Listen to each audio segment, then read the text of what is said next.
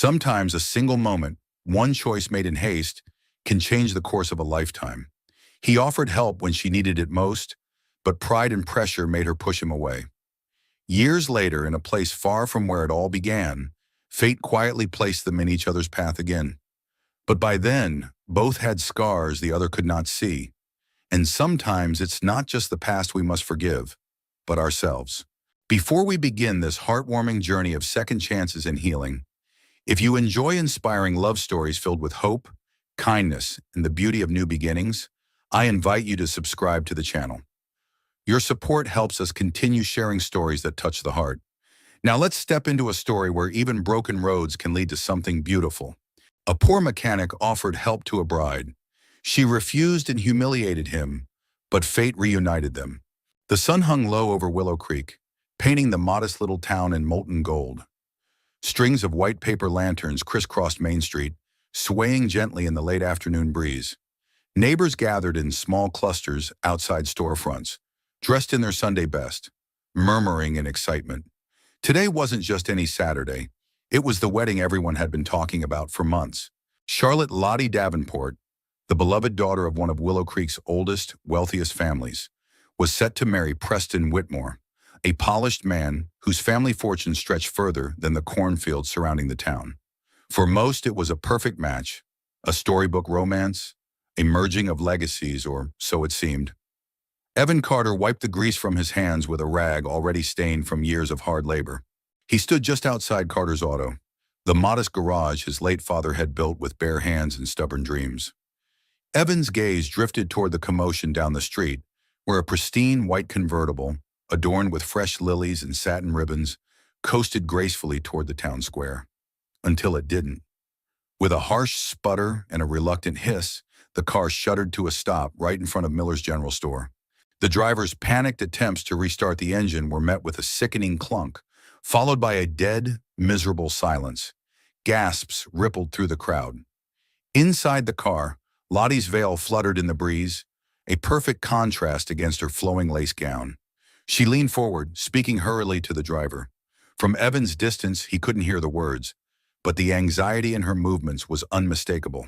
Something stirred deep in his chest, a memory of his father's quiet creed. If you see someone stranded, you help, no matter who, no matter what. Without hesitation, Evan tossed the rag aside and crossed the street in long strides. His boots echoed against the cracked pavement. Some heads turned. A few whispers floated on the air. But Evan kept his focus on the distressed bride. He approached the front of the stalled car, tapping lightly on the hood with the back of his hand. "Looks like it's overheated," he said, offering a polite, gentle smile. "If you pop the hood, I can take a quick look. Shouldn't take more than a minute." For a heartbeat, there was a silence so thick it drowned out the murmurs around them. Lottie turned to look at him fully for the first time.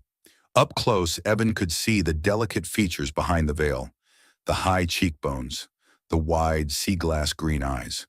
For a moment, their gazes locked, and something uncertain flickered in hers.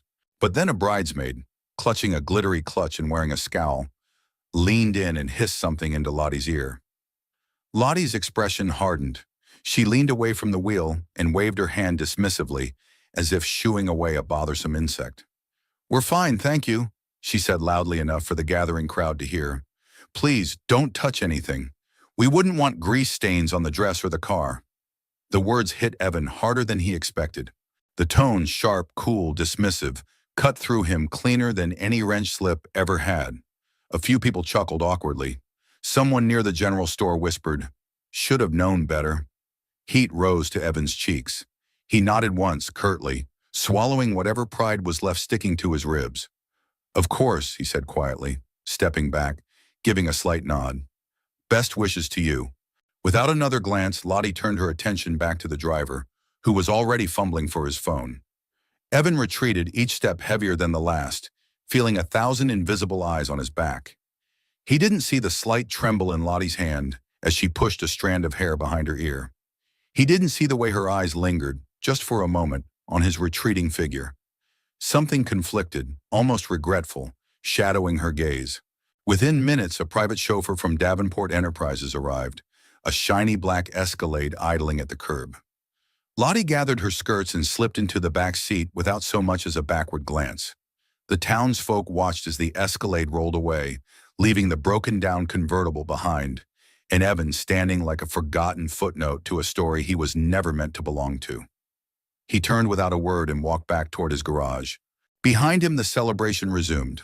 Laughter, applause, the chiming of church bells echoing in the warm afternoon air. But for Evan Carter, the sound might as well have been 1,000 miles away. He wiped his hands again, out of habit more than necessity, and ducked back into the dimness of the garage. He leaned against the workbench, the smell of motor oil and worn leather grounding him. In the corner, the old radio crackled to life, playing a faded country ballad about broken dreams and long, dusty roads. Evan closed his eyes for a moment, breathing deep. It wasn't the first time life had reminded him where he stood. It probably wouldn't be the last. Still, a part of him, quiet and stubborn, refused to let bitterness take root. Maybe, he thought, some people were born for fairy tales, and maybe others were simply meant to keep the engines running. Either way, the sun would rise again tomorrow, and Evan Carter would still be here, wrench in hand, heart intact, ready to help the next soul that needed saving. Even if they didn't see him, even if they never said thank you. The chapel doors swung open with a soft groan, and a hush fell over the gathered crowd. Lottie stood at the threshold, bathed in the golden light streaming through the high arched windows. Her gown shimmered with intricate beading, her veil flowing like spun sugar behind her. To everyone in the pews, she was the picture of a perfect bride, radiant, poised, and breathtaking. But inside, Lottie felt nothing. She clutched the bouquet tighter, her knuckles whitening beneath delicate lace gloves. Her heart, instead of soaring, sat heavy and unmoving in her chest. It was a curious, hollow sensation, like staring out over a vast ocean and realizing there was no land on the other side. Preston stood at the altar, tall and commanding in his tailored tuxedo. His smile was wide, but to Lottie, it didn't quite reach his eyes. It never had, if she were honest with herself. The organist began the traditional march. Lottie's father offered his arm, beaming with pride, and together they stepped into the aisle.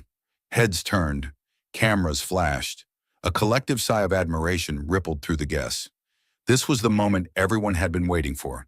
The perfect Davenport-Whitmore union, the social event of the year. Step by step, Lottie moved forward, each footfall feeling heavier than the last. She forced her mind to stay present, but it wandered despite her efforts. She thought of Evan Carter, the mechanic with the earnest eyes and the calloused hands, standing in the sunlight, offering help without hesitation. She had seen the hurt flash across his face when she turned him away. It shouldn't matter, she told herself. He was a stranger, a nobody. Yet somehow the image of him lingered, stubborn as a burr caught in the fabric of her mind. At the altar, Preston reached out for her hand.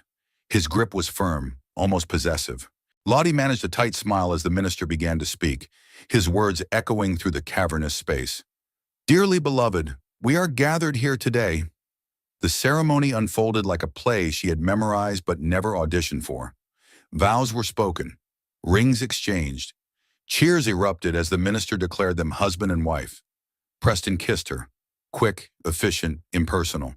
The guests clapped and whistled, rising to their feet in applause. Lottie smiled dutifully for the cameras, for the town, for her parents' beaming faces. Inside, something small and precious curled up and died. The reception was held at Davenport Manor, an opulent estate perched on the hill overlooking Willow Creek. A grand tent had been erected on the sprawling lawn, festooned with crystal chandeliers and silk drapes. Tables groaned under the weight of extravagant floral arrangements and catered delicacies. Lottie moved among the guests like a ghost, exchanging pleasantries, accepting congratulations, posing for photographs. Preston was never far from her side, but his attention was divided, checking his phone, laughing a little too loudly with business associates, flashing his polished smile to anyone deemed important enough. At one point, while she stood alone by the champagne fountain, Lottie overheard two women whispering behind gloved hands. Heard she only married him because her family pressured her. Poor thing, looks miserable. "Oh, don't be naive," the other woman said with a laugh.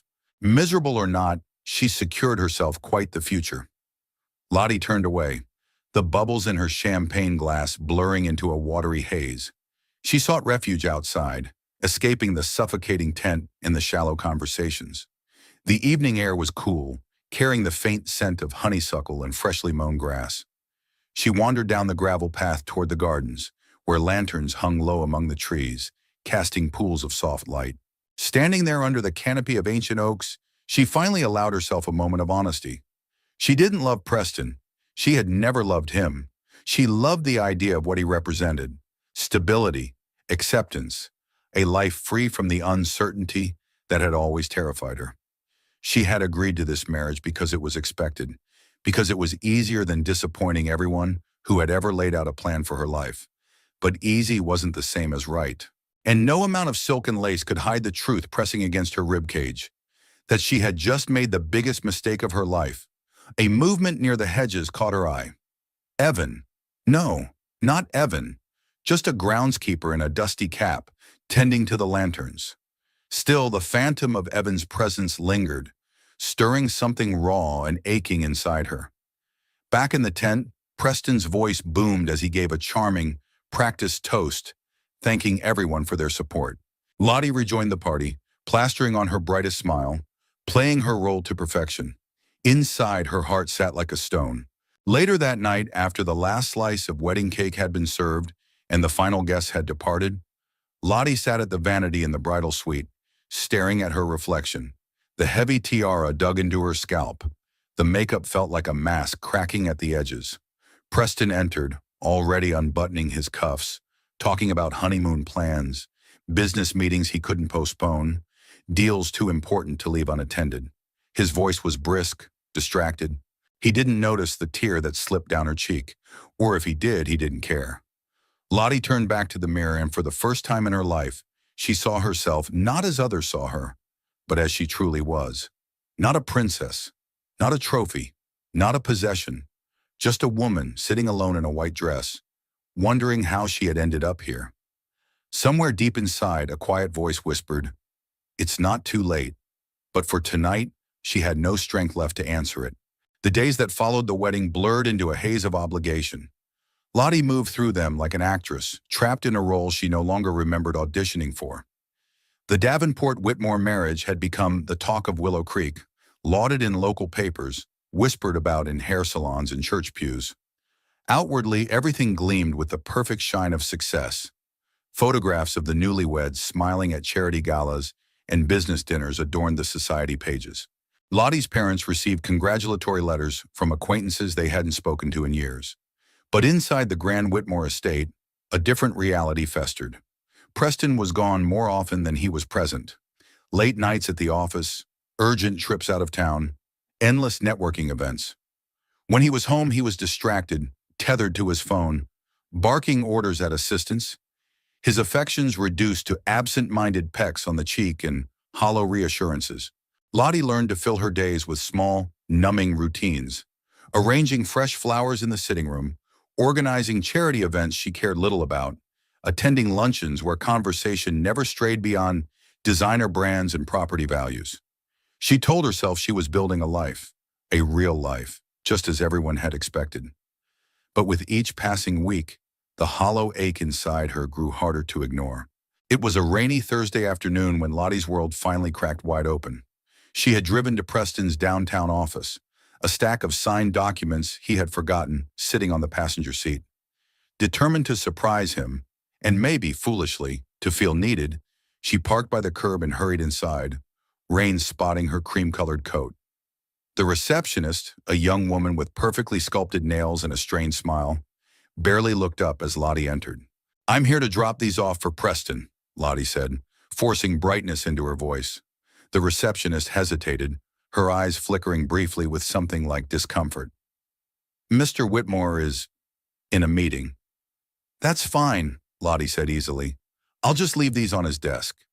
Without waiting for permission, she stepped past the desk, her heels clicking sharply against the polished floor. The office smelled of expensive leather and cold ambition. As she approached Preston's private suite, she heard voices, low, intimate, laughing. She paused, hand hovering near the door. Another laugh, a woman's this time, light and flirtatious, followed by Preston's unmistakable chuckle. Then a murmur, something tender, a sound Lottie knew too well. Her stomach twisted violently. She pushed the door open without knocking. Inside, Preston stood behind his desk, his tie loosened, one hand resting intimately on the waist of a tall, blonde woman Lottie had seen at more than one corporate function. The woman's hand was on Preston's chest, her expression smug, possessive. For a split second, no one moved. Time, it seemed, dared not breathe. Preston's eyes widened, his mouth opening as if to spin a lie, a half-truth, something. But there was no salvaging what lay bare before them. The stack of documents slipped from Lottie's hands, scattering across the Persian rug like broken promises.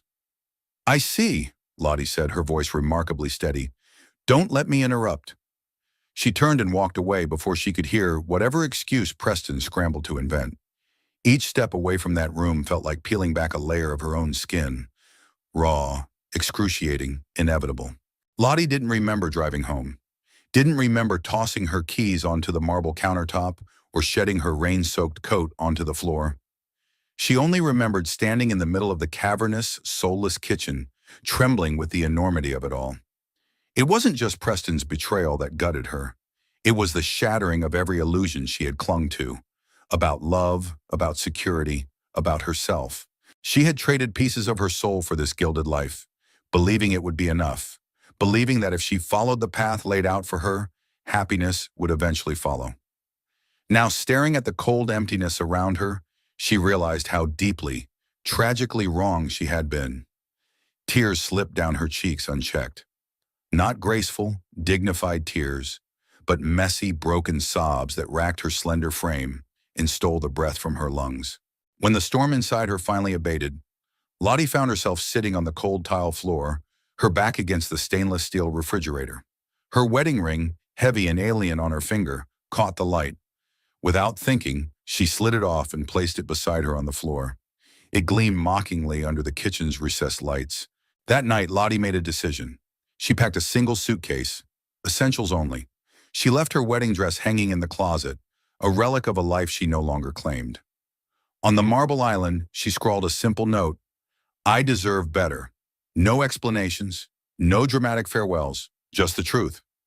She called a cab, giving the driver the address of a modest motel on the outskirts of town, somewhere anonymous, somewhere unremarkable. As the cab pulled away from the grand estate, Lottie stared out the window, watching the only life she had ever known recede into the rain-soaked darkness. She felt no fear, only the quiet, flickering flame of something she hadn't felt in a long, long time. Freedom. It wasn't pretty. It wasn't glamorous. It wasn't the storybook ending people had scripted for her. But it was hers. And for the first time in years, Lottie felt the faint stirrings of hope. The town of Maple Hollow greeted Lottie with a quiet indifference. It wasn't unfriendly exactly, just used to its own rhythms, its own familiar faces.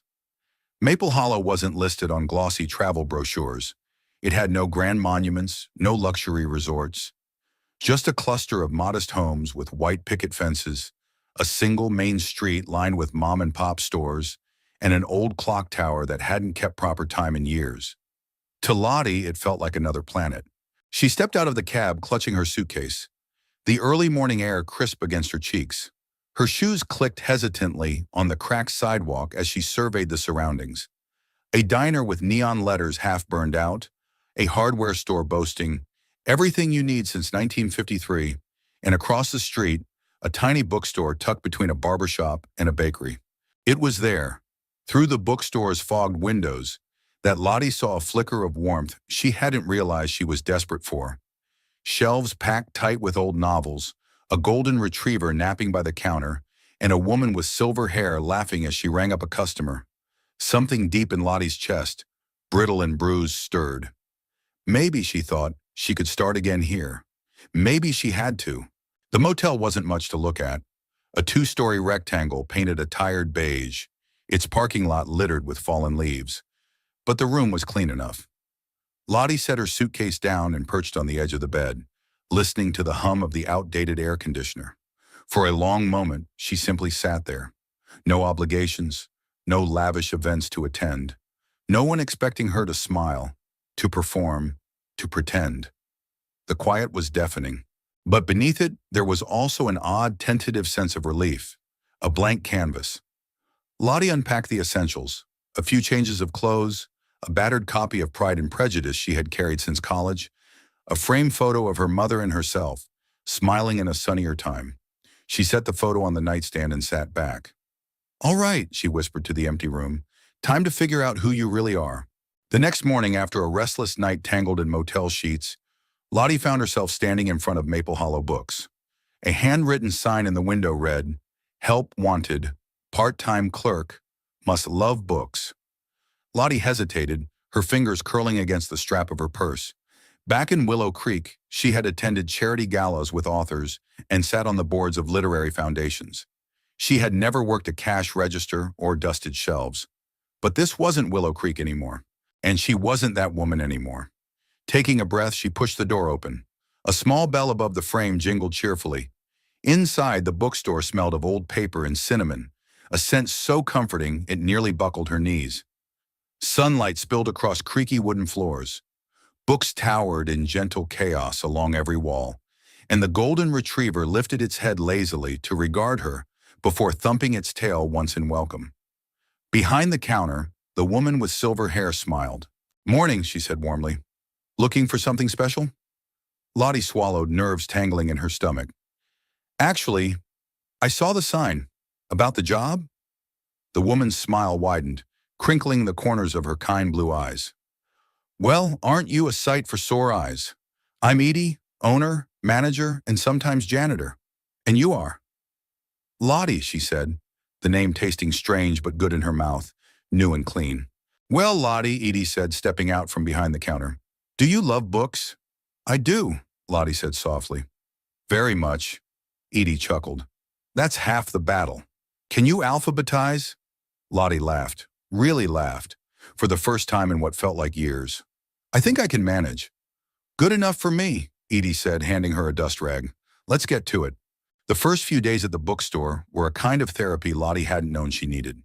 There was something soothing about the simplicity of it. Wiping down shelves, ringing up paperbacks, helping a child pick out their first chapter book. Edie, it turned out, had a sharp wit and a tender heart. She asked no prying questions, content to let Lottie reveal pieces of herself in her own time. In the evenings, Lottie would return to her motel room, exhausted but strangely content. She ate takeout from the diner across the street, curled up with old novels, and fell asleep to the soft hum of the town outside her window. Each day, the weight on her chest grew a little lighter. Each day, she remembered a little more how to breathe. One afternoon, about a week after she started at the bookstore, Lottie lingered outside on her lunch break, sipping a cup of coffee from the bakery next door. The town square stretched out before her, a small park with a fountain, a few benches, maple trees just beginning to hint at their autumn colors.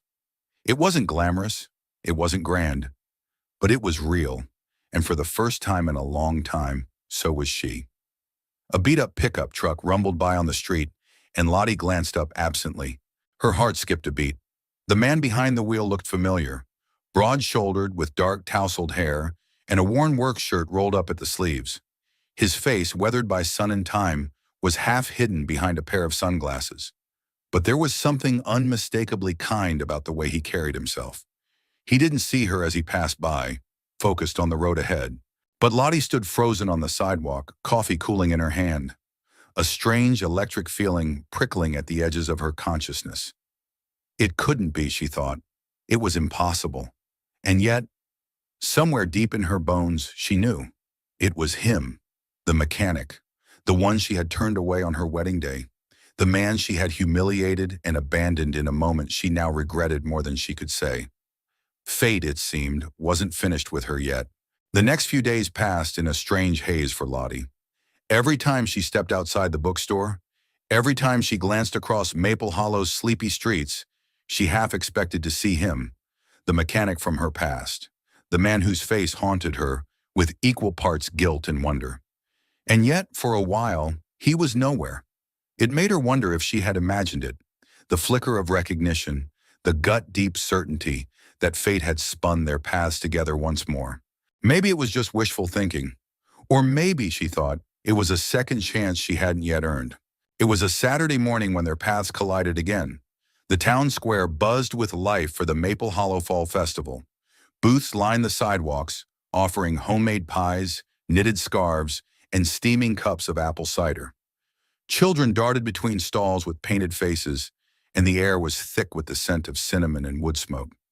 Edie had roped Lottie into helping with the bookstore's booth, setting up tables stacked with used paperbacks and colorful bookmarks. Lottie tied an apron around her waist, laughing as she struggled to corral a tower of mystery novels threatening to topple. "You're a natural," Edie teased, passing her a mug of cider. "You ever think about a career in literary chaos?" Lottie smiled, her heart light. For the first time, she felt like she belonged somewhere. She was smoothing out a tablecloth when she felt it. That subtle shift in the air, as if the whole world had drawn in a breath and held it. She looked up, and there he was, standing across the square, examining a booth selling handmade wooden furniture, was the man she had glimpsed from the sidewalk days ago. Up close, there was no mistaking him. The rugged jawline, the calloused hands, the quiet strength in his posture. Evan Carter. The name tumbled through her mind, knocking the breath from her lungs. He was wearing a simple denim jacket and worn jeans, his dark hair tousled by the breeze. He looked older than she remembered, more grounded, more real. There was a kind of weathered peace about him, the sort that only came from surviving storms. Lottie's fingers tightened around the edge of the table. What was she supposed to do? Pretend not to see him? Hide behind the stacks of books and pray he walked away? But as she stood frozen, Evan glanced up, and their eyes met. It was like the world narrowed to just the two of them, the festival noise fading into a distant hum. For a heartbeat, neither of them moved. Then Evan blinked, his expression unreadable, and turned back to the booth, as if nothing had happened. Lottie's heart ached. She hadn't expected forgiveness, but she hadn't been prepared for indifference either. The day dragged on, each hour heavier than the last. Lottie helped sell books, laughed at children's antics, complimented hand-knit scarves, but part of her mind remained stuck in that moment. Had he really not recognized her? Or worse, had he recognized her and simply chosen to forget? Near the end of the afternoon, as the crowds began to thin and the golden light of early evening painted the world in soft amber, Lottie took a break. She wandered toward the fountain at the center of the square, clutching a cup of cider now gone cold. She sat on the low stone ledge, watching leaves tumble across the grass. Behind her, footsteps approached. She didn't need to turn to know it was him. There was a weight to his presence, a solidity that made the air feel different, charged. "Mind if I sit?" The voice was low, familiar, and so much rougher than she remembered. Lottie swallowed hard and nodded without trusting her voice. Evan lowered himself onto the ledge beside her, leaving a careful space between them. For a while, neither spoke. Lottie stared into the fountain's rippling water, searching for courage she wasn't sure she had. Finally, it was Evan who broke the silence. "I thought it was you," he said, his tone even, almost casual. "Wasn't sure if you'd want me to say anything."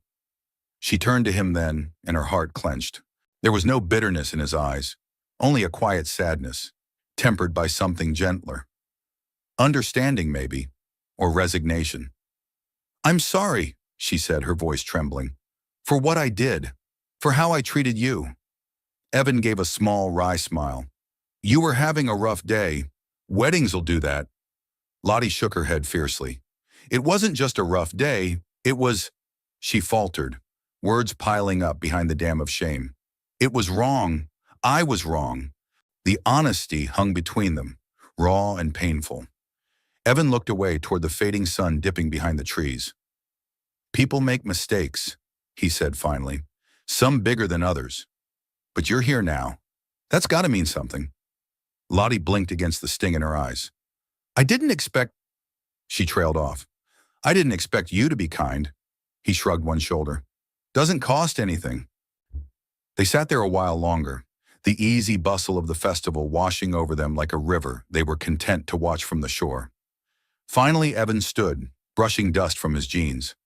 "Take care of yourself, Lottie," he said, his voice soft but sure. Then he turned and walked away, boots crunching on the gravel path. Lottie watched him go, a strange mix of regret and hope swirling in her chest. She wasn't sure if it was an ending or a beginning, but she knew one thing with absolute certainty. She didn't want to let this second chance slip through her fingers. Not again. The days after the festival unfolded like the slow, careful turning of a fragile page. Lottie threw herself into her work at the bookstore. She alphabetized paperbacks with obsessive precision, dusted every forgotten corner, and meticulously arranged window displays with seasonal themes. It wasn't glamorous, but it was honest, real.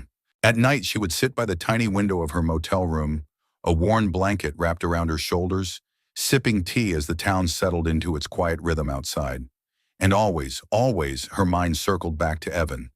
Their conversation at the fountain had left a mark, gentle yet indelible. He had every right to hate her, but he hadn't. Instead, he had offered something far rarer: grace. Lottie didn't know how to repay that, but she knew she didn't want that moment to be the last word between them. One morning, as Lottie swept the front stoop of the bookstore, Edie leaned against the doorframe, a mug of coffee in hand. "You're looking better these days, hun," Edie said, her voice warm. "Got a little color back in those cheeks." Lottie smiled faintly. "Maybe this town has magic in it." Edie chuckled. "Maple Hollow doesn't have magic, sugar. It's just got good people who mind their own business and leave a light on for the ones who lose their way." Lottie felt a lump rise in her throat. She blinked it back quickly. "You ever think about putting down roots here?" Edie asked casually. The question caught her off guard. Put down roots? The idea had once seemed absurd, laughable even. But now, here in this little corner of the world, the notion didn't terrify her the way it used to. "I'm thinking about it," Lottie admitted, her voice soft. "Good," Edie said, patting her arm. "The world needs more folks who know what it feels like to start over." Later that afternoon, fate, or maybe Providence, intervened again. A delivery truck sputtered to a halt in front of the bookstore, the driver hopping out and waving apologetically. "Sorry, ma'am," he said, scratching the back of his neck. "Flat tire. Can't budge it without some help." Before Lottie could respond, a familiar beat-up pickup truck pulled alongside the curb. Evan climbed out, his work boots hitting the pavement with a soft thud. "Need a hand?" he called out, casual but commanding. The driver gratefully accepted, and within moments, Evan was kneeling by the disabled truck, his hands working deftly with the tire iron. Lottie watched from the doorway, heart thudding. After the tire was replaced and the delivery truck rumbled away, Evan wiped his hands on a rag and turned toward her. For a moment, they simply looked at each other, the early autumn sunlight casting long shadows between them. "You're handy to have around," Lottie said, offering a tentative smile. Evan chuckled, the sound low and genuine. "Old habits die hard." There was an awkward beat, thick with unsaid things. And then, impulsively, recklessly, Lottie spoke. "Would you like to come in? For coffee, maybe. It's terrible coffee, but it's warm." Evan hesitated, glancing at his truck, at the open road that would be so easy to retreat down. But then he looked back at her, really looked, and something in his expression softened. "Sure," he said. "I could use terrible coffee." Inside, Lottie poured 2 mismatched mugs and slid one across the counter to him. They stood there for a while, sipping in companionable silence. Around them, the bookstore breathed its familiar, comforting scent of old paper and sunshine. The golden retriever, named Scout, as Lottie had learned, snored gently by the register. Lottie found herself relaxing in Evan's presence in a way she hadn't with anyone in years.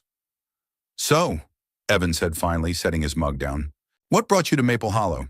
It wasn't an accusation, just a simple, open question. Lottie turned the mug between her palms, the warmth seeping into her skin. "I needed to start over," she said carefully. "I made a lot of mistakes. I hurt people. I lost sight of who I was." Evan didn't flinch.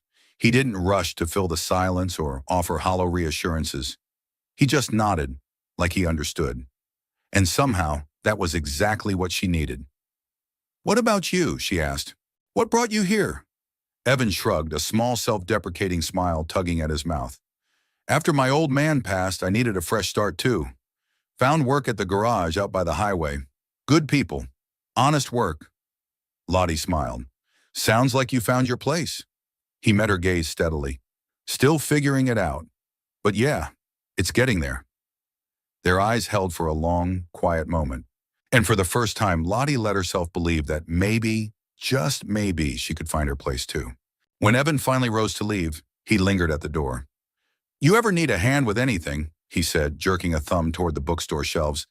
"You know where to find me." Lottie smiled, her heart lifting in a way she hadn't thought possible. "Thanks, Evan. I mean it." He tipped an imaginary hat, a twinkle in his eye, and stepped into the fading afternoon light. As the door swung shut behind him, Lottie pressed a hand to her chest, feeling the fragile flutter of something precious and new. Not love, not yet, but hope. And that, she thought, was enough for now. The October mornings in Maple Hollow came crisp and cool, tinged with the scent of burning leaves and the faint promise of winter. Lottie woke earlier these days, her mind clearer than it had been in years. There was a steadiness in her routine now, tidying shelves, brewing coffee, chatting with Edie and Scout at the bookstore. Yet lately there was an undercurrent of anticipation threading through her days. It had everything to do with a certain mechanic with quiet eyes and a steady smile. It began with little things. One morning, Evan stopped by with a box of donated books from a church rummage sale. Another afternoon, he helped her fix the loose hinge on the bookstore's front door without being asked, whistling softly under his breath as he worked. Lottie found herself looking for excuses to linger in conversation, asking about carburetors she barely understood, feigning interest in tire rotations. Evan, for his part, answered every question with patient, thoughtful simplicity, never once talking down to her. He didn't fill silences with noise. He didn't demand explanations or pry into the parts of her past she wasn't ready to share. He just showed up, steady, reliable, like a lighthouse in the fog. One Saturday afternoon, as the low sun bathed Maple Hollow in gold, Lottie found herself facing a practical dilemma. Her old sedan, already wheezing from years of neglect, refused to start in the bookstore parking lot.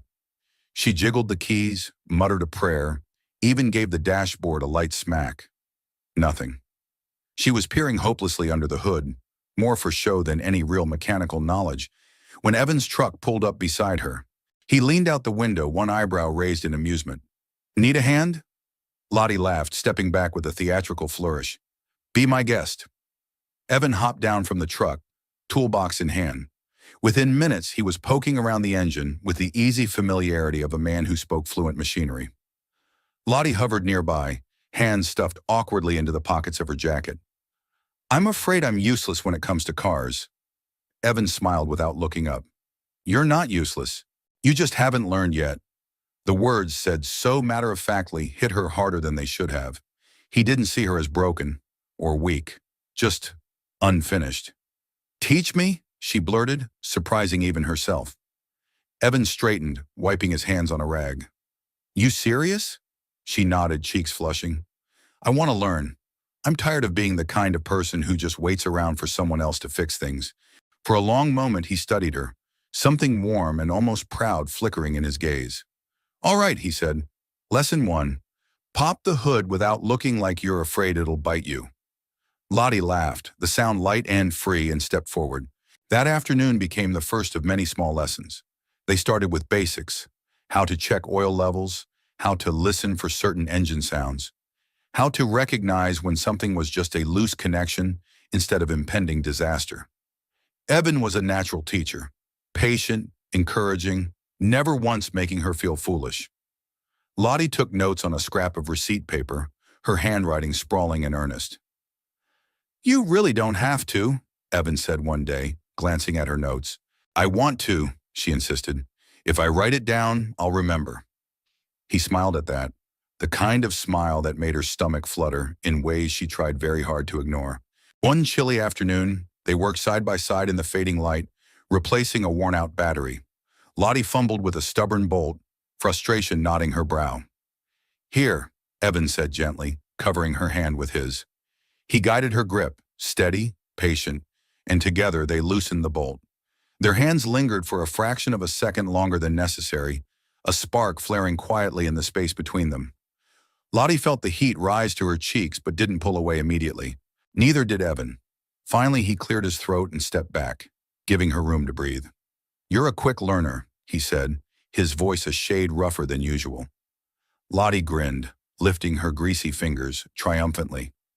"Maybe I missed my calling as a mechanic." Evan chuckled. Don't worry. We're always hiring. The easy banter, the light in his eyes, it filled a hollow place inside her she hadn't realized was still aching. That evening, as she walked back to her motel with oil under her nails and a smudge on her cheek, Lottie felt something new take root inside her. Not just attraction, though that was undeniable. Not just gratitude, though she owed Evan more than she could say. It was deeper than that. It was respect. It was admiration. It was the slow, careful stitching together of trust. For the first time in years, she wasn't just being rescued. She was learning to rescue herself. And Evan, quiet, steady Evan, was showing her how, one small, patient lesson at a time. The first warnings came on a Sunday afternoon, soft and subtle, like a whisper at the edge of town. Gray clouds gathered over Maple Hollow, casting long, uneasy shadows across the sleepy streets. The warm breeze that had carried the scent of apples and cinnamon the day before shifted, turning cool and restless. Inside the bookstore, Lottie restocked a display of autumn-themed novels, glancing occasionally at the window as the light dimmed. Edie appeared in the doorway, wiping her hands on her apron. Storm's brewing, she said, her voice laced with concern. Not just a sprinkle either. News says it could get nasty. Scout, the golden retriever, whimpered and pressed himself against the counter, as if he too could feel the air thickening with tension. Lottie set down the last book and wiped her palms against her jeans. I'll close up early, she said. Better to be safe. Edie nodded. Good girl. I'm heading home. You need anything, you call me, you hear? I will, Lottie promised. She watched Edie bustle out into the wind, her frame small but resolute against the brewing storm. Lottie busied herself with locking the till, stacking chairs, and securing the front windows. The clock above the counter ticked louder in the unnatural hush. The streets had emptied. Shops pulled their awnings down. Porch lights flickered to life across the square. The world braced itself, holding its breath. Lottie slipped into her jacket and grabbed her bag, ready to dash back to the motel before the skies broke open. But when she stepped onto the front stoop, the heavens opened in a sudden, furious torrent. The rain fell in sheets, drumming against the pavement so hard it seemed to vibrate through the soles of her boots. Lottie hesitated under the overhang, heart pounding. The motel was 3 blocks away, a short walk on a good day, an eternity in a storm like this. She considered waiting it out, but the forecast had promised hours, maybe longer. She pulled her hood up, tucked her bag tighter against her body, and stepped into the storm. The cold was immediate and vicious, seeping through her jacket, plastering her hair to her cheeks. Each step felt heavier, the wind fighting her like a living thing. Lightning forked across the sky, illuminating the town in jagged bursts of white. Thunder rolled so loudly it rattled the windows. Halfway down the block, her foot slipped on a slick patch of sidewalk. She caught herself against a lamppost, gasping, soaked to the bone. Tears stung her eyes, though she couldn't tell if it was frustration or rain. She had thought she was stronger now, had believed she could weather anything. But standing there, shivering and small under the violent sky, Lottie felt the sharp sting of helplessness creep back in. She bowed her head against the gale and forced herself forward. One step, then another, and another, until she heard it, the low rumble of an engine cutting through the roar of the storm. A truck pulled alongside the curb, headlights slicing through the downpour. The passenger window rolled down, and Evan leaned across the seat. "Get in!" he shouted over the rain, his voice rough but urgent. Lottie hesitated only a second before yanking the door open and scrambling inside. Warmth enveloped her, the dry, worn interior of Evan's truck, the steady rumble of the heater, the familiar scent of motor oil and cedar. She slammed the door shut, shivering violently. Evan pulled back onto the road with practiced ease, windshield wipers struggling to keep up with the deluge. For a moment they said nothing, the cab filled with the sound of rain hammering the roof.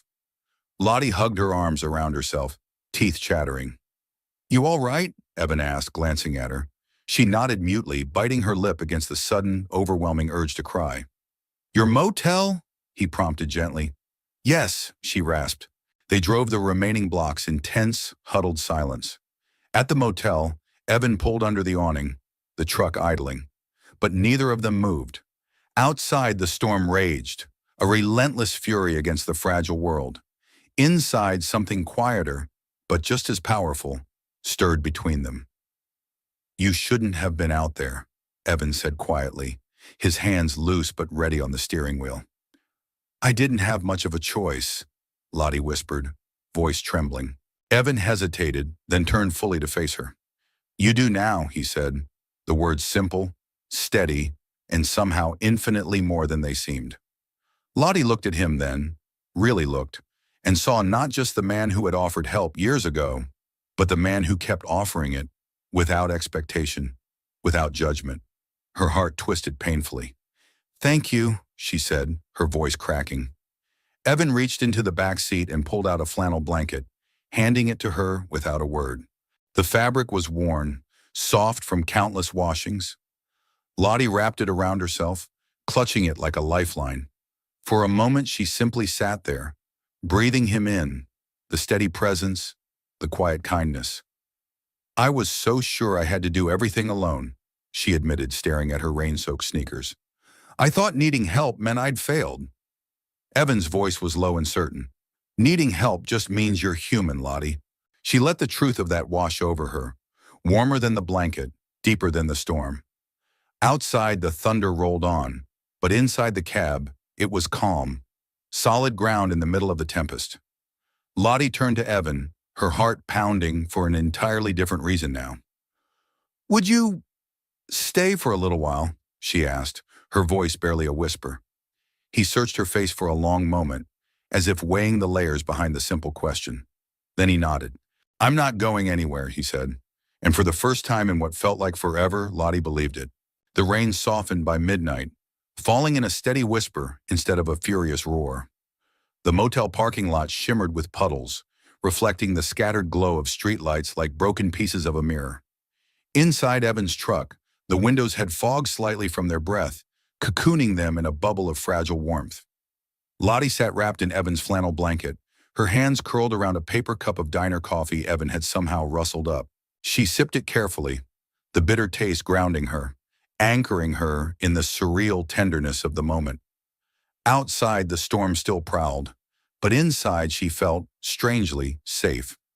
No extravagant words had been exchanged, no grand gestures, just the quiet companionship of two people who understood what it meant to weather storms, both outside and within. At some point, Lottie leaned her head back against the seat and closed her eyes, exhaustion pulling at her. She didn't mean to fall asleep, but in Evan's truck, lulled by the steady rhythm of the rain and the low hum of the heater, she slipped into a deep, dreamless slumber. When she woke, the storm had dwindled to a soft mist, and the faintest light of dawn brushed the horizon. She stirred, blinking blearily, only to find Evan still in the driver's seat, awake, alert, keeping silent watch. "You should have woken me," she murmured, voice rough from sleep. Evan shrugged, his expression gentle. "You needed it." Lottie's throat tightened painfully. She clutched the blanket tighter around herself, unsure how to express the gratitude swelling inside her. No one had ever simply sat with her before. Not out of obligation, not out of expectation. Just because. "Thank you," she whispered. Evan offered a small, crooked smile. "Anytime." The motel sign buzzed faintly as Lottie gathered her things. She hesitated with her hand on the door handle, reluctant to step back into the real world and lose whatever fragile, sacred thing had formed between them during the night. Evan seemed to sense her hesitation. "You're not alone anymore, Lottie," he said quietly. Simple words, powerful words, the kind she hadn't realized how badly she needed to hear. She turned back to him, meeting his steady gaze. "Neither are you," she said, her voice barely more than a whisper. For a long heartbeat, they just looked at each other. Two people battered by life, stubborn enough to still hope for something better. Then Lottie pushed the door open and stepped into the damp morning air. The world smelled clean, washed new by the storm. A few hours later, after a hot shower and a change of clothes, Lottie returned to the bookstore. The town was stirring back to life. Shopkeepers swept debris from sidewalks. Children in bright raincoats splashed through lingering puddles. Life, resilient as ever, marched on. Inside Maple Hollow Books, Edie clucked her tongue as she inspected the leaks near the front window. "Nothing like a good storm to remind you what's solid and what needs fixing," she said with a wry smile. Lottie smiled back, feeling the truth of those words settle into her bones. As she stacked books and righted displays, her mind wandered, again, to Evan. She replayed the night over and over, the warmth of the truck, the steady comfort of his presence, the quiet promise in his voice.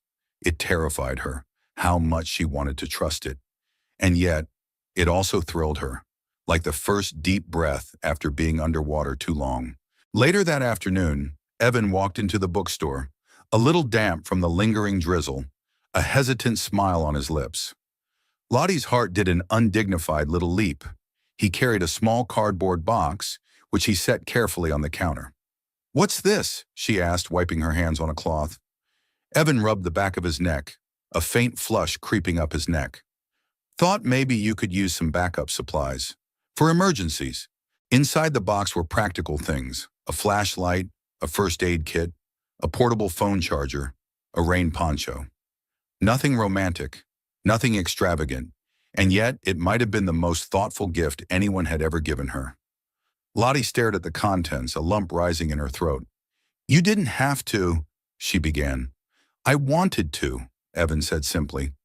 Their eyes met across the counter, and Lottie felt the air shift between them, charged with something fragile and fierce. She reached into the box and pulled out the rain poncho, shaking it open. "Well," she said lightly, blinking back tears she refused to shed, "at least I'll be the most stylish person in the next storm." Evan laughed, a deep, genuine sound that made something inside her unfurl. "Guaranteed," he said. They spent the next hour together, reorganizing the displays Edie had half-heartedly rearranged. Evan teased Lottie about her chaotic alphabetizing skills. She mock-scolded him for his heavy-handed stacking. It felt easy, natural, as if they had known each other far longer than a few fleeting weeks. At one point, while reaching for a high shelf, Lottie stumbled slightly. Evan caught her by the elbow, steadying her. Their eyes locked. The world around them, the books, the ticking clock, the faint murmur of rain against the windows, fell away. For one dizzying moment, Lottie thought he might kiss her. Part of her desperately wanted him to. But Evan just smiled, slow and sure, and let his hand fall away. "Not yet," his smile seemed to say. But soon, and somehow Lottie realized that was even better. This wasn't a fairy tale sprint toward some grand, sweeping climax. This was something slower, something truer, something worth waiting for. As evening settled over Maple Hollow, casting the town in hues of soft violet and gold, Lottie stood by the front window of the bookstore, watching Evan's truck rumble away down Main Street. The rain had stopped. The air smelled of earth and hope.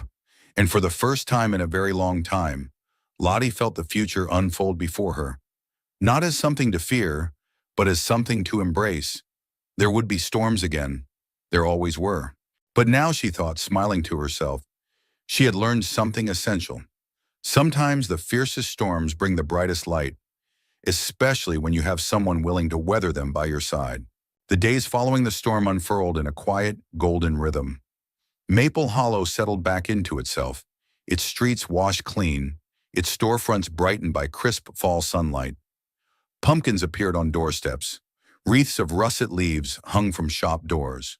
It was as if the town, too, was breathing easier, lighter after surviving the tempest. Inside the bookstore, Lottie found a new steadiness. Her hands moved confidently over the register. Her laughter came quicker, fuller. She caught herself humming sometimes as she restocked shelves. And every so often, when the bell over the door jingled, her heart would leap, just a little, hoping it would be Evan stepping through with that easy smile and warm, steady presence. Most days it was. One crisp Thursday morning, as Lottie flipped the open sign to face the street, a heavy envelope slipped through the mail slot. Curious, she bent to retrieve it. The return address was stamped in heavy, embossed gold. Whitmore Holdings, Willow Creek. A cold knot twisted in her gut. She tore the envelope open and scanned the letter. It was a job offer, an impressive one, an executive assistant position at one of Preston's corporate branches in a neighboring city. High salary, benefits, a fresh start, neatly wrapped in a tidy, tempting package. No mention of the past, no mention of broken vows or painful histories. Just an opportunity. Lottie sank into the nearest chair, the letter trembling slightly in her hands. Part of her felt absurd for even considering it. She had built something real here. She had found herself again. But another part, the part still tangled in old fears of scarcity and failure, whispered, "This is safer. This is certain." What if her fragile new life here crumbled? What if Evan grew tired of her? What if, when it really mattered, she wasn't enough? The offer sat on the table all day like a silent dare. That evening, after closing up shop, Lottie found herself wandering the quiet streets, the letter folded tightly in her pocket. Without thinking, her feet led her toward the garage by the highway, where the soft glow of overhead lights spilled onto the gravel lot. Evan's truck was parked out front.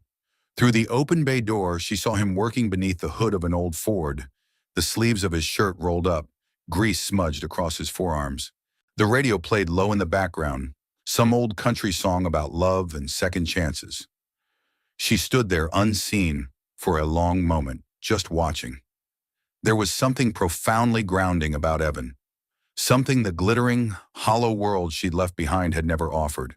He wasn't a polished promise on fancy stationery. He was real, solid, good.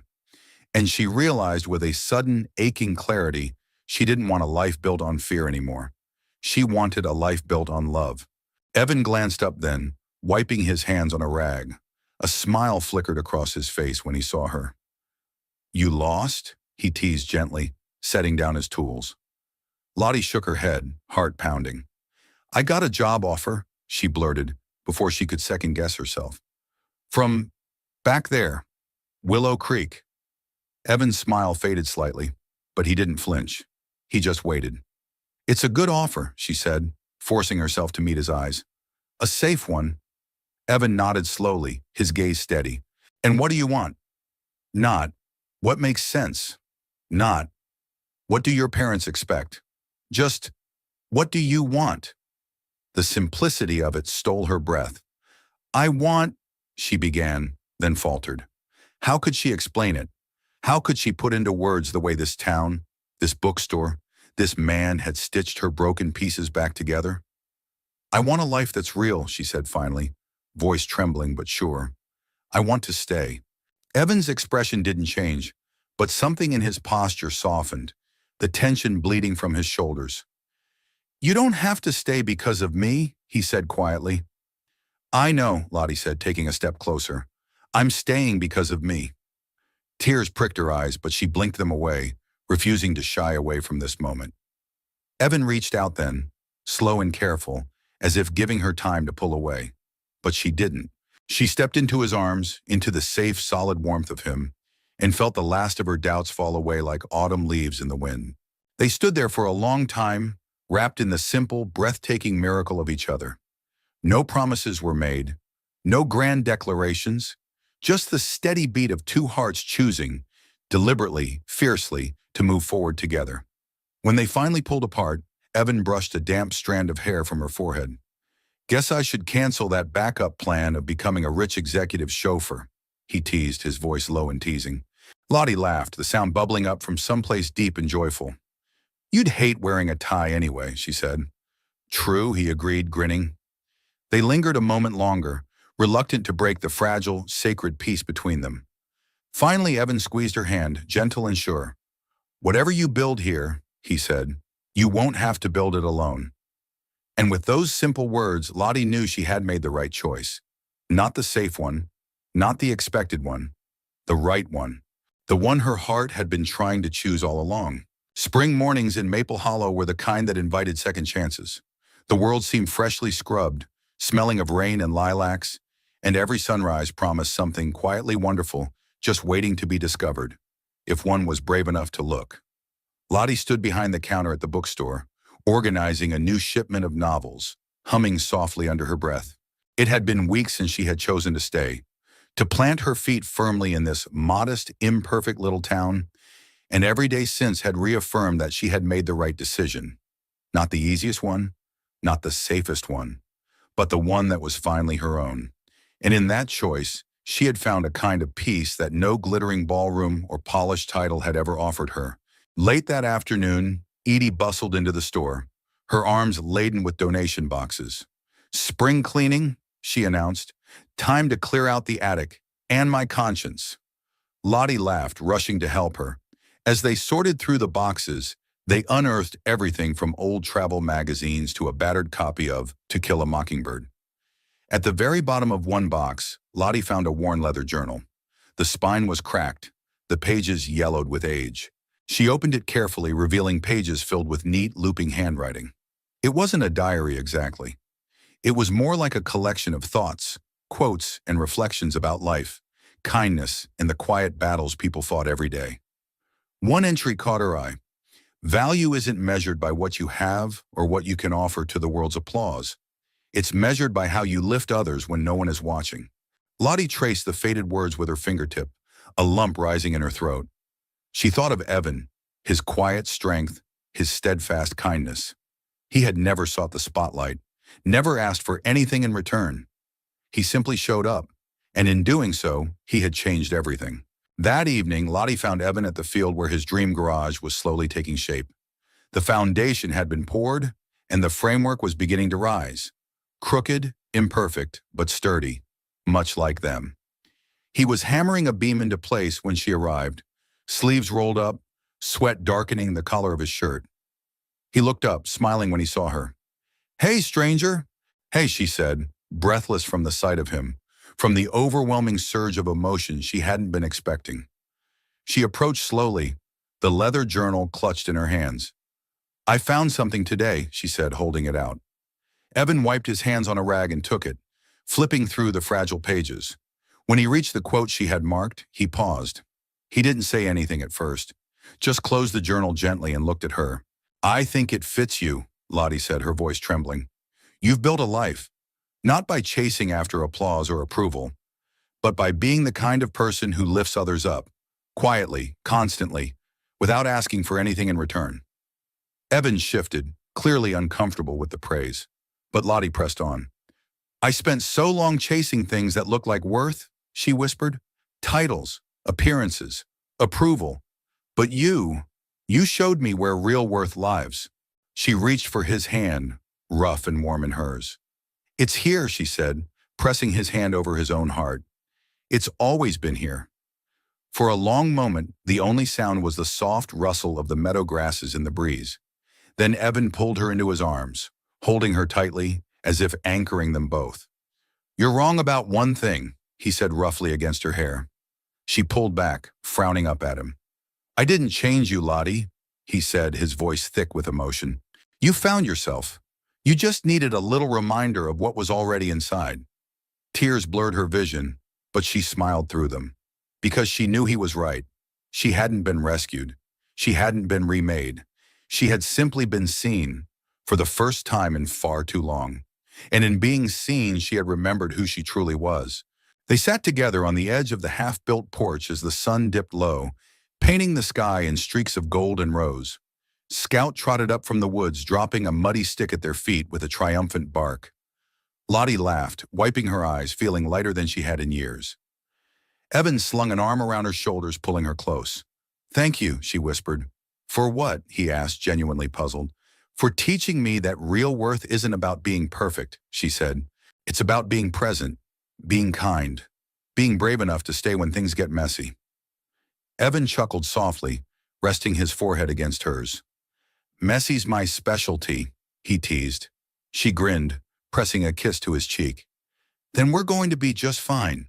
And somehow, in that quiet, imperfect moment, with the world still humming with unfinished dreams, Lottie knew they already were. Spring came early to Maple Hollow that year. By mid-March, the first blush of green softened the bare branches. Crocuses pushed stubbornly through patches of melting snow, and the air held a sweet, tentative promise that even after the longest winter, life finds a way to bloom again. Lottie stood on the back porch of the small cottage she now called home, a mug of coffee warming her hands. The cottage sat at the edge of town, overlooking a wide, open field that turned gold at sunset. It wasn't grand or new. It creaked when the wind blew, and the pipes rattled on cold mornings. But it was hers, or rather, it was theirs. Evan's truck was parked in the gravel drive, and inside, the scent of fresh paint and sawdust lingered. evidence of their clumsy but earnest efforts to make the place theirs together. Scout, Edie's retired bookstore dog who had somehow adopted them both, dozed in a sunny patch by the door. Lottie smiled, breathing in the quiet peace of it all. She had never imagined her life would look like this. She had imagined polished city apartments, glittering fundraisers, a life polished to a mirror shine. But standing there, wrapped in the morning chill, listening to the low murmur of Evan fixing the rickety fence out back, she knew she had found something infinitely better. A life that was messy and imperfect, but real. A life built on small kindnesses and stubborn hope. A life full of quiet miracles. The bookstore thrived through the spring, its windows thrown open to let in the clean, laughing air. Lottie worked the front counter most days, arranging displays, recommending books to wandering tourists, chatting with the regulars who had quickly become something like family. Edie, ever the benevolent queen of Maple Hollow, oversaw it all with twinkling eyes and sharp wit.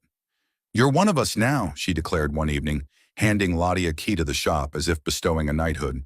Lottie accepted it with trembling fingers, blinking back tears.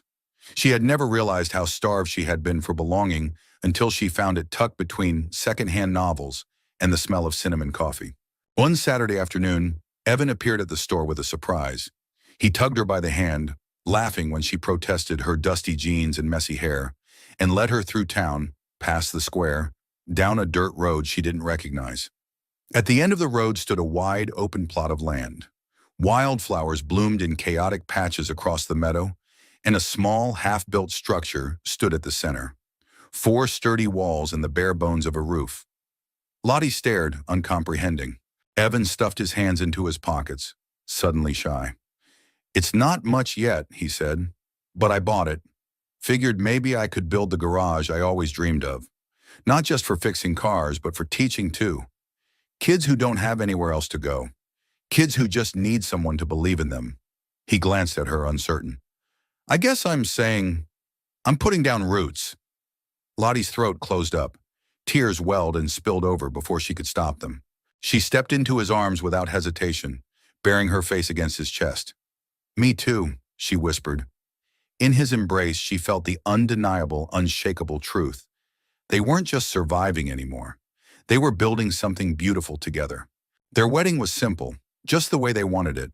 On a breezy afternoon in late May, beneath the arching branches of the old oak tree in the meadow, Lottie and Evan said their vows. Edie officiated, wearing a ridiculous floral hat and misty eyes. Scout trotted down the aisle with the rings tied to his collar. The whole town showed up, bearing homemade casseroles and folding chairs, and more love than Lottie had ever known could fit into one place. There were no glimmering chandeliers, no orchestras, no designer gowns. Lottie wore a simple ivory dress, her hair loose around her shoulders, a wreath of tiny wildflowers in her hair. Evan wore clean jeans, a white shirt, and the kind of smile that could melt stone. When they spoke their vows, they promised not perfection or fairy tales. They promised patience, kindness, second chances, and a home, not in a house, but in each other. When Evan slipped the simple silver ring onto her finger, a ring he had made himself in secret, hammering and polishing late into the nights, Lottie thought her heart might burst from the sheer, overwhelming joy of it all. They kissed under the wide sky, the crowd whooping and clapping, and somewhere above a flock of birds lifted into the blue, carrying their hopes higher than they could see. As the sun set, painting the meadow in gold, Lottie stood hand in hand with Evan, looking out over the fields. The air buzzed with laughter, the clink of mason jars, the twang of guitars. Scout chased children through the wildflowers. Edie danced barefoot on the grass. The world felt impossibly wide and achingly intimate all at once. Lottie leaned her head against Evan's shoulder. "Do you think," she asked softly, "that it's possible to have more than one miracle in a lifetime?" Evan kissed the crown of her head, pulling her closer. "I think if you're lucky," he murmured, "kindness makes 100 miracles, maybe more." She smiled, eyes blurring with happy tears, because she knew he was right. The miracle wasn't just surviving heartbreak. It wasn't just finding love again. It was the kindness that stitched broken people back together. The small, stubborn goodness that kept the world turning. The quiet, everyday bravery of choosing hope, even after everything. Lottie closed her eyes, breathing it all in. The laughter, the light, the simple, extraordinary wonder of starting over. And she knew deep down in the place where all real knowing lives that she had finally come home. I'd love to hear your thoughts. Where in the world are you watching from? Feel free to share your reflections in the comments. Your stories, your kindness, and your journeys inspire us all. If you enjoyed this heartwarming story and would like to hear more tales of love, hope, and the quiet miracles of everyday life, please consider subscribing to the channel. Your support means the world and helps us keep bringing these stories to life. Thank you so much for spending your time with me today. Until next time, take care, stay kind, and keep believing in the beautiful surprises that life can bring.